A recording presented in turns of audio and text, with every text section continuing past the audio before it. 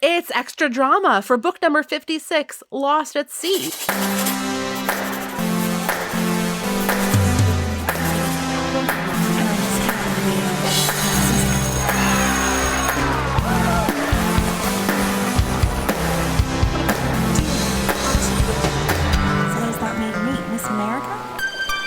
Hello, everyone. I am your host, Marissa Flaxbart. Welcome to Extra Drama, and welcome to our guest this week, Haley Tubbs. Hi, Haley. Hello. Thank you for having me.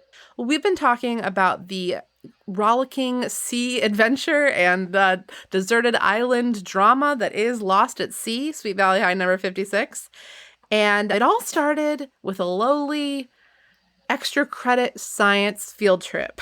The catalyst. The catalyst. Ooh, a good science word. Did you ever go on a cool science field trip like this? This seemed like so extra to me. It did. So I'm still salty, but ocean plug. So I have two brothers. Both of them were able to go on the field trip. It was the 8th grade field trip that every 8th grader in my hometown went on. And it was called Sea Camp. And it was a week in the Keys where you do just a crash course of marine biology in the Florida Keys. You get on a bus, drive overnight to get there. And they have all these stories. They talk about snorkeling with sharks, deer that would just approach you in the Keys. Everyone having close encounters where they got to feed deer, not really necessarily a marine biology thing, but that was a cool story lots of people had. Yeah, you got to research things in an actual lab. A lot of, just like this field trip, a lot of, driving around on boats. I'm sure tide pools were a huge part of it. Yeah. But anyways, when it came time for me to go on the field trip, they booked the field trip over Halloween weekend. Halloween was on a weekend this year, and nobody signed up. So they canceled the field trip because they didn't have enough interest. No. And I've been sad about it ever since. Oh, just like Elizabeth would have been. I know. So I'm sorry that that's not a particularly uplifting answer to your question, but that is what this reminded me of from the beginning. I mean, I'm amazed to know that there is such a thing that happens, that is so similar to the trip that these kids went on. I mean, you grew up in Florida, right? Yes. So a little bit more like California than where I was in high school, which was in Northwest Indiana on Lake Michigan. We were on a body of water, but boy, I sure don't remember ever going on a science field trip to do anything on the water in Lake Michigan. I don't remember doing any cool science field trips in high school, really. I mean, maybe I'm just forgetting about them, but so they obviously couldn't have been that cool. I was in Girl Scouts, so we had a certain amount of that element of being out in nature and lots of different kinds of badges that you get for, learning about different kinds of plants, and all that stuff was a big part of my childhood, but it wasn't a part of science class. Right. It was a part of recreation. Sure. Yeah, definitely. I had some cool science experiments that were out in the field when I got to college, actually. Ooh. There were sort of different science courses that you took if you were not on a kind of more sciencey track, because we had a core curriculum requirement for every different area. So you still had to take science even if you were a film studies major like I was. But in doing that, we got to do some pretty cool stuff. We had an early assignment where we were measuring the cosmic microwave background. Even at the time, I was like, this is wild. Whoa. Because we had this, really, it's the University of Chicago. We had this really intense equipment at our disposal. So we're That's up on amazing. This observatory. I honestly don't remember how we did it. But I remember being up with this telescope and observing something. And the information that we observed was whatever way we crunched the numbers showed us that's what we were observing. That's amazing. That's so cool. It's pretty cool.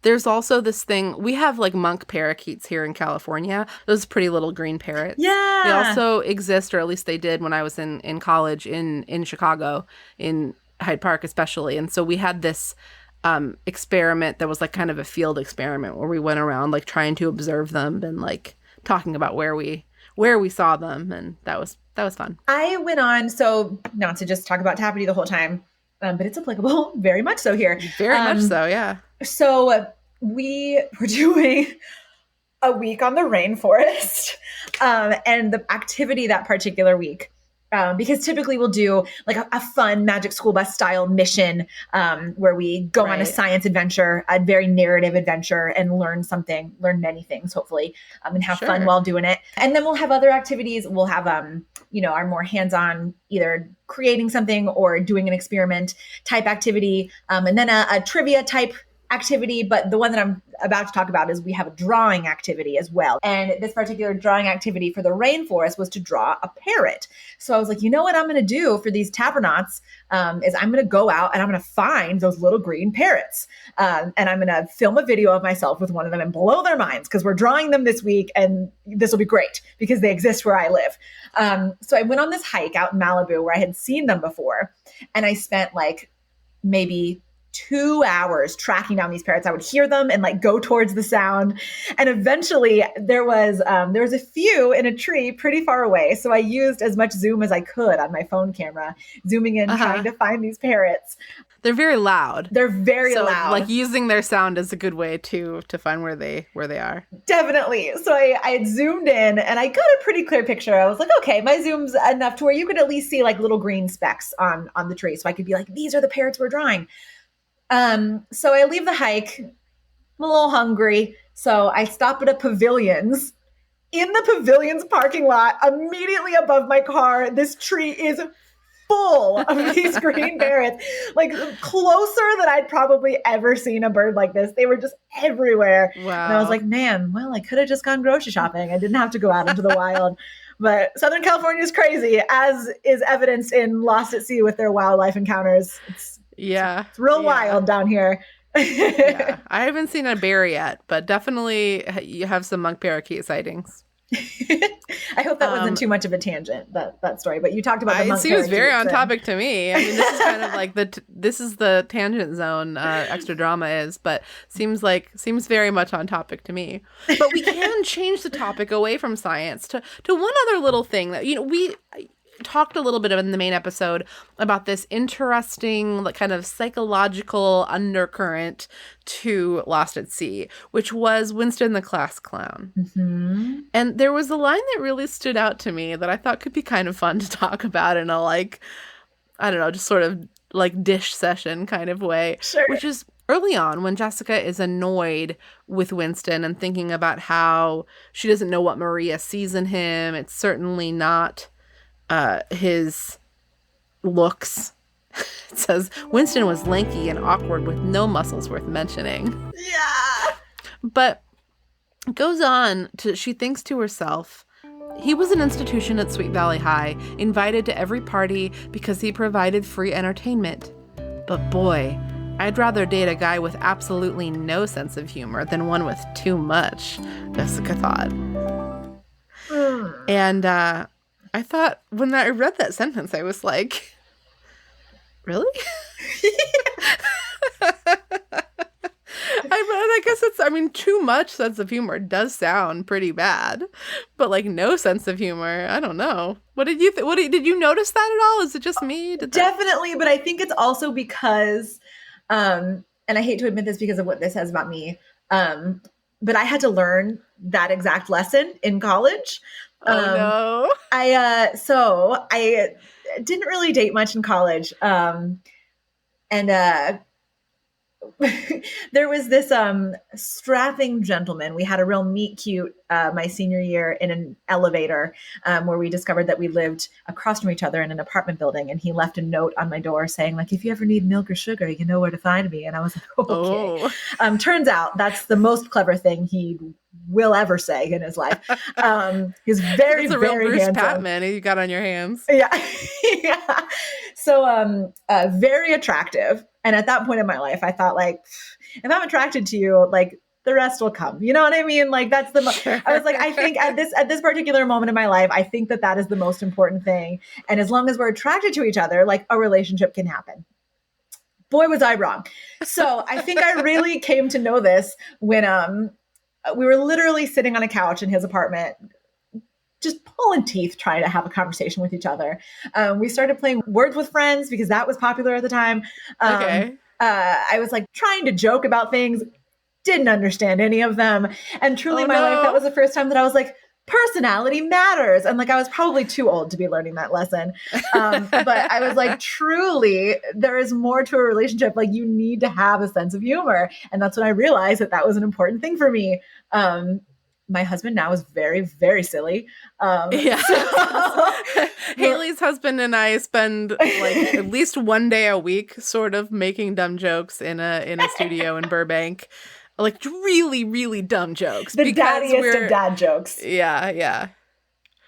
So I laughed really hard today at a joke that I wrote that wasn't even a joke. It was just like a repetition of words. You know, it was just, I laughed so hard. I really cracked myself up. Oh, Tapity is a haven for corny jokes like that. It's where they all belong. Yeah. They can all live their best lives, all those corny jokes. But yeah, so I really felt that. I was like, oh, Jessica, in your life, you will learn that the way somebody looks is the least important part of your relationship. Will she learn that? I hope she learns it.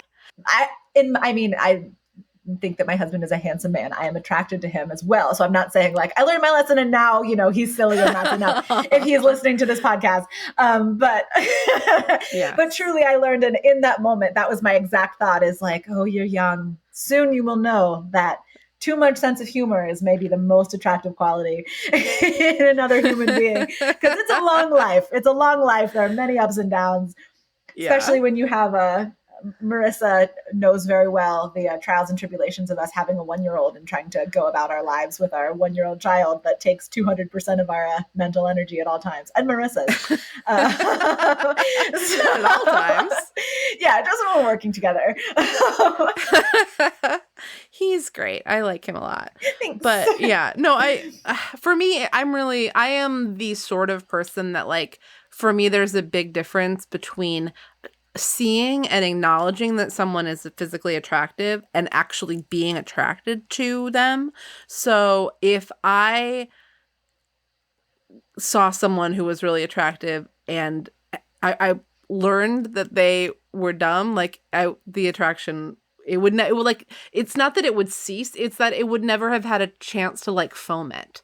Like Yes. I wouldn't have gotten to the point to be attracted to them. Whereas on the flip side, if someone is not, visually appealing to me, but I get to know them and I'm like a Maria Santelli in that way, Absolutely. Winston doesn't sound like my type physically, but if I got to, nor really, he sounds like an annoying little shit. But if I will have to admit, if I were stranded on a deserted island with Winston and he were single, I would have started thinking, as soon as he started showing what a great guy he was, I would have started thinking about how, like, oh, well, if we're stuck here for too long, maybe we might have to keep each other warm at night. I would have gone to that place that Jessica never goes. Even when she's fantasizing. I read a quote in the main episode about how she's thinking about how he's going to look like Rip Van Winkle with those long beard and she's going to have scraggly, and she doesn't think about their little children that they're going to have or how they're going to be married by like a coconut on a stick because, and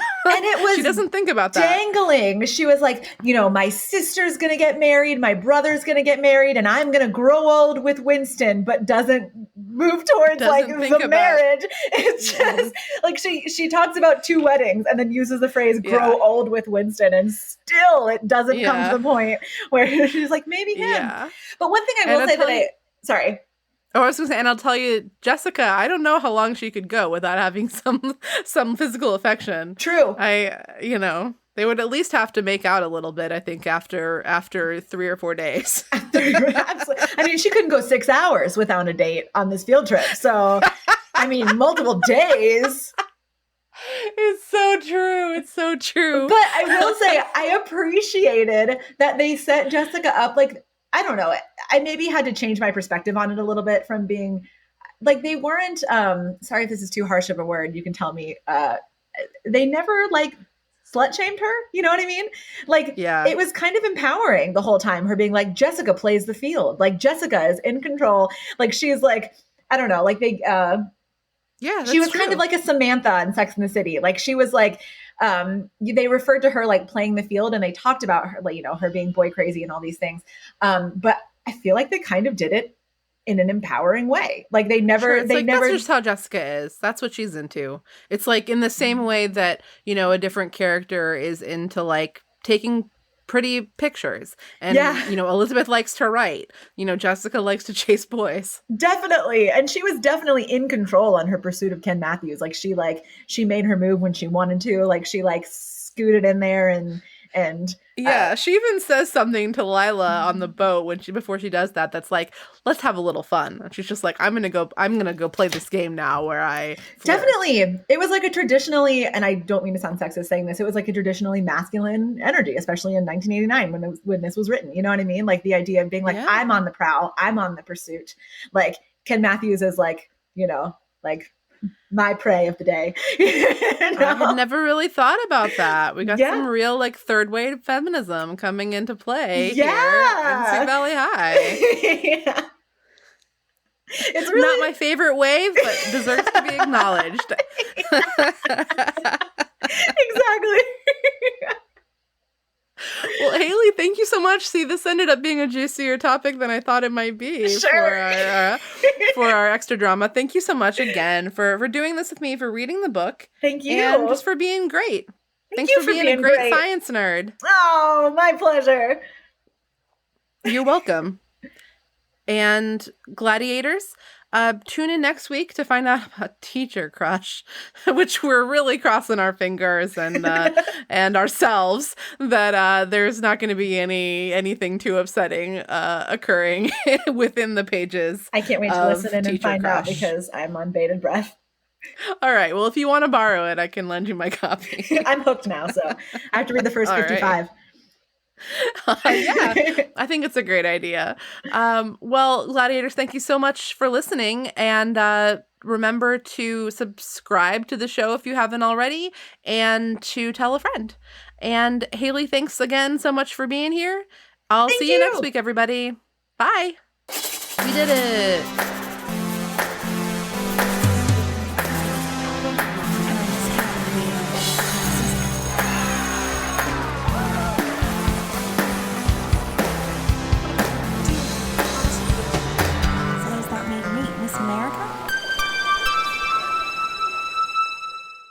And I was like, I'll start now and I'll read a little bit each day. I have like, 3 or 4 days to read it. And I just read the whole thing. It like clipped along. I was like, well, I can't stop. I have to know. So